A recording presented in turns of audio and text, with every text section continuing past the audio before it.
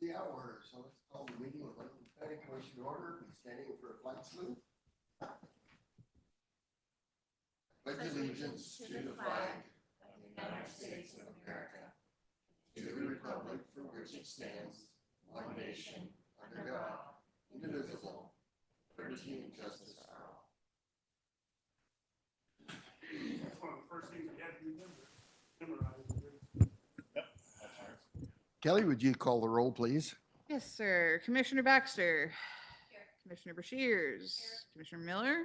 Commissioner Fountain. Here. Commissioner McLean. Here. Commissioner Malloy and Angel Ford are absent. Vice Chair Garrett Kunarowski. Here. And Chair Robertson. Here. All right, I assume everybody's had a chance to look at the minutes from last month. Any changes, corrections, additions? Hearing none, then the minutes will stand approved as presented. We have one public hearing. Does anybody need to hear the legal reading? Not here. Does the member of the audience choose to waive the legal reading? Was that yes, I do need to hear it? Oh, yes, I do choose to waive. Oh, okay, all right. Then with that, we're going to jump right into our public hearing. Planning file A-24-01, ask if there's any ex parte contact, conflict of interest, or bias. And seeing none, then I'll turn it over to Kelly for staff report. Okay. Good evening. Before you tonight is planning file A-24-01. It's an annexation of property at 810 Keys Street. It's on the south side of Keys Street, just east of Stoltz Hill Road. The comprehensive plan has it designated as residential mixed density. Upon annexation, if approved, it would be zoned residential mixed density. It is contiguous to city property on the south side and the east side of the city, and so it is eligible for annexation. On the south and east are areas zoned residential mixed density and improved with duplexes, and on the north and west are areas within the county with a comprehensive plan designation of residential mixed density, and it contains a mixture of residential uses.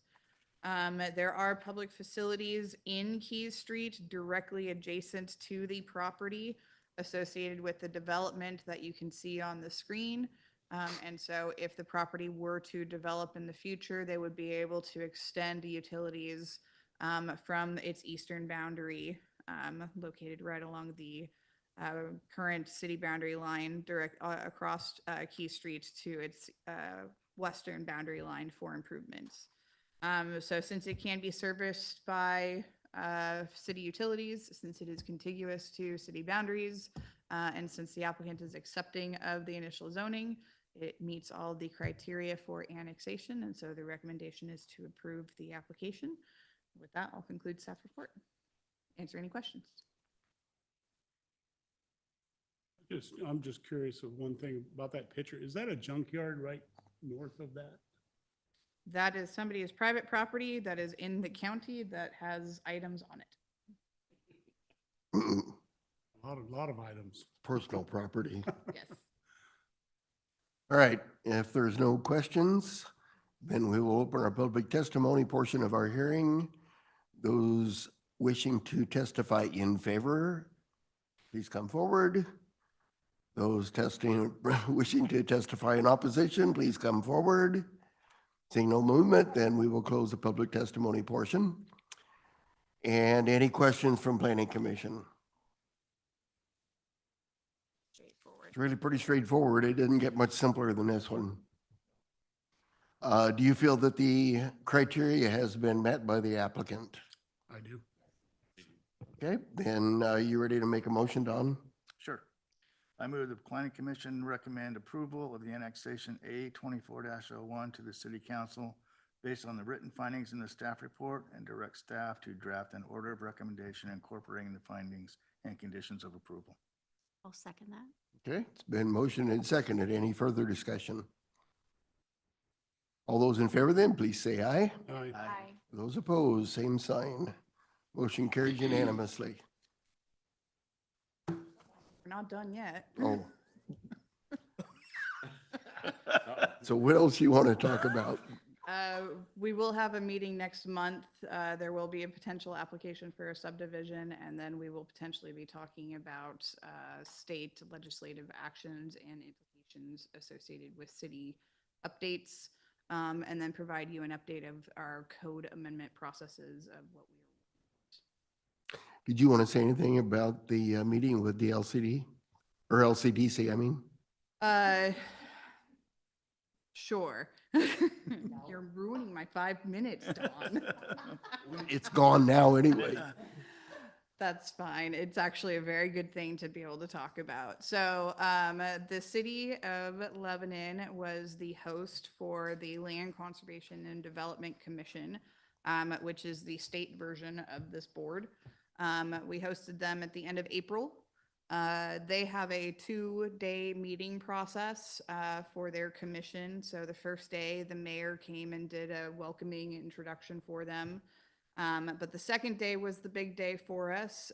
It started off with a tour that we took them on of the city. That included us going to the northern part of the city where we talked to them about all of the development that's been going on, the Mill Race project with all of the mixed use developments, Western University, how they were kind of the catalyst for the redevelopment and the regrowth of the city, and what their plans are for their future.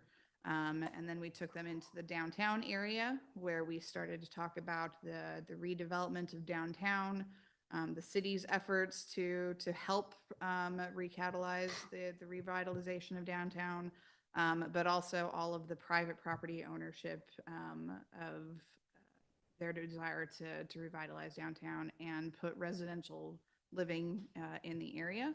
And then also the joint use workspace of the MBVA building and how that has brought in a lot of users to the downtown area as well.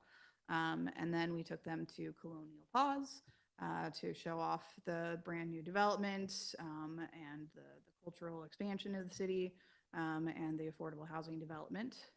And then after that, we did a very large, robust 2-hour roundtable conversation, which included the commission, the Department of Land Conservation and Development staff, the City of Lebanon, mayor, 3 counselors, Dawn and Tina were there to represent the Planning Commission.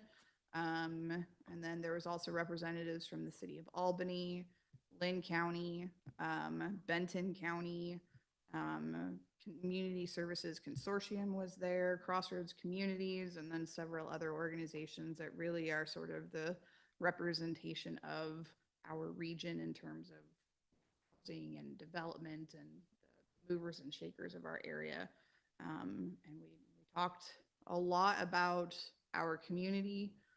We talked about the needs of our community in terms of how the state can help us be successful. And we talked about the infrastructure needs. We talked about wetland constraints and how that impacts growth and developments.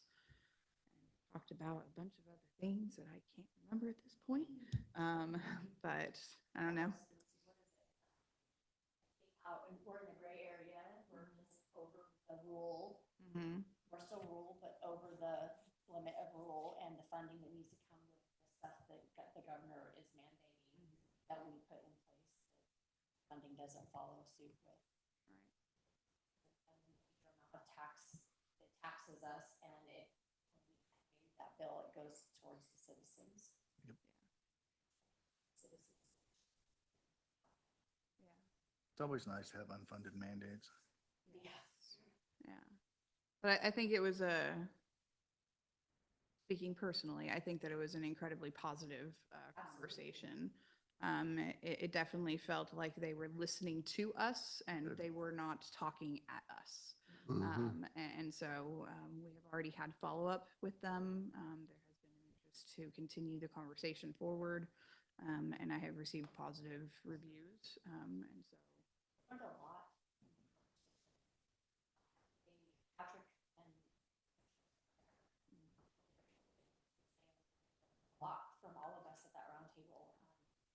weren't shy at letting them know our concerns, Good. in a very positive light, and they were very appreciative. We were all very, we weren't negative in any way, shape, or form about any of that. We were just very, this is what it is, and this is how it is, and this is how it's Affecting us. affecting our town, our city. What were the concerns, Dana, that you guys discussed? Well, the wetlands and. I was gonna ask about the wetlands. How did that all shake out? That was part of, well, of course, we have somebody that's experienced in that, which really helped. Patrick appreciated that. So Kelly, she was a great asset to that. Thanks. She could speak, well, you could speak to that Yeah. from both sides of the table, because she has an educational background in environmental, and could really speak to that. And it's not like, well, we want to do away with everything, but Right. this is, you have to see it from both sides.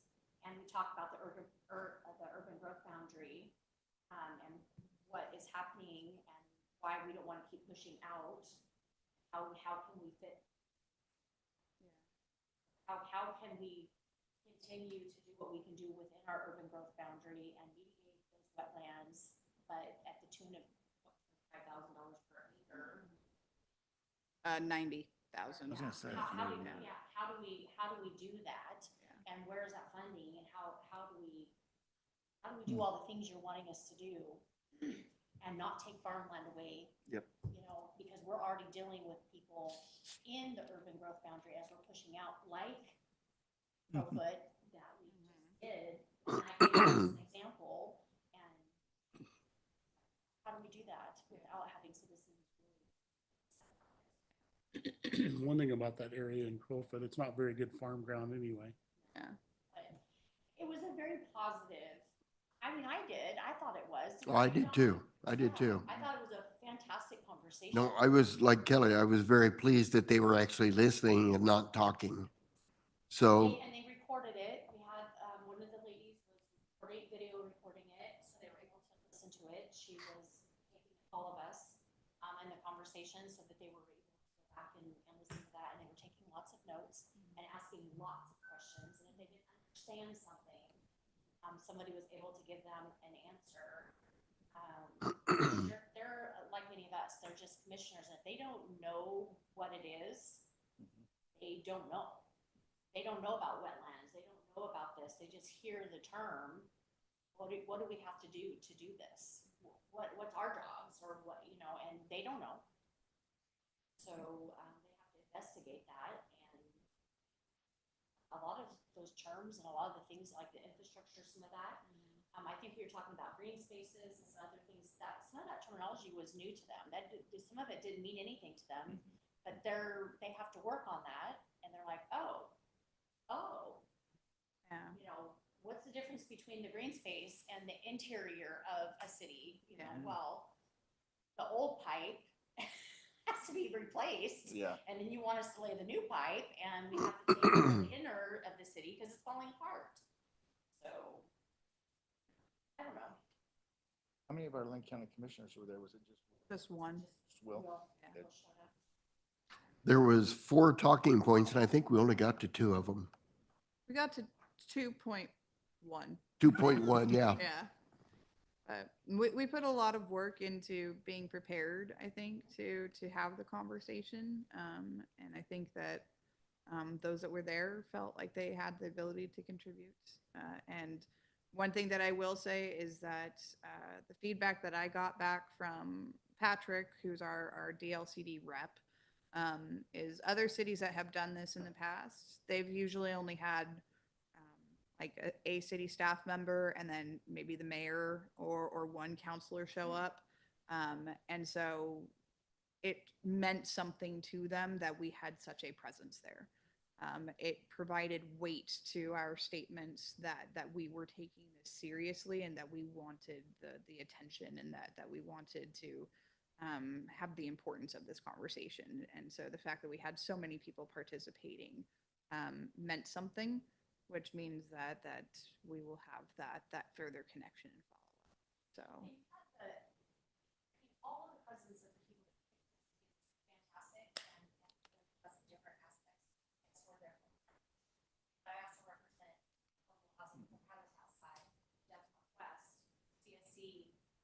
deal with all the different things, and we all had something to contribute to that. But the most important was, yes, it was great having the mayor there. It's always great to have your city representative there, but he was a smart man. Let me hand this off to Kelly. She knows all of what she's gonna be able to answer. And between her and Ron, because they know the deep end of what's going on, they both were able to speak to so much more and answer so much more, and Kelly had it all laid out in a 10-page packet of information, literally spelled out under everything we could possibly talk about. And Ron was able to answer every single question and dive into all of those, and so was Kelly. So if it wasn't for the two of them to go back and forth with those questions and answer all of them, they were able to get from a wealth of information that and explain everything in detail that the commissioners had no idea. And really, it took it, right? And it did, and the commissioners left there with a very full plate and a full understanding of what this city, 1,000 people looks like, what it takes to have that many, what a crumbling infrastructure system looks like, and why it is that, and what the drawdowns look like, because they hear about it, but they had no idea what toll that took on us. They don't know. And that was explained to them. They're like, oh. So we think you ought to do it again next month. You were very prepared. I thought you did a phenomenal job. Thank you. Yeah, It was fantastic. no question about it. Absolutely not. It was phenomenal. You did fantastic. You were on, just hit it out. The goal was to have the whole group prepared, so. And we were all prepared with what you sent to all of us. It was very well written, and I didn't have any questions, so it was great. But we also have you to, you're always prepared. We're lucky. To have everybody there, so I think We're lucky to have you guys. That's what I think. Well, thanks. Good job. I think we work as a well-oiled.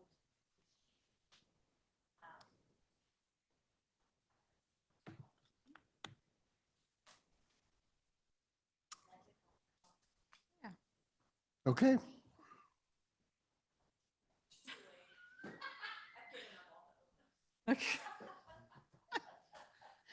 That was well over our 5-minute meeting, guys. But it was a good time spent. Anything else tonight? Any comments, questions? With that, then, we are adjourned.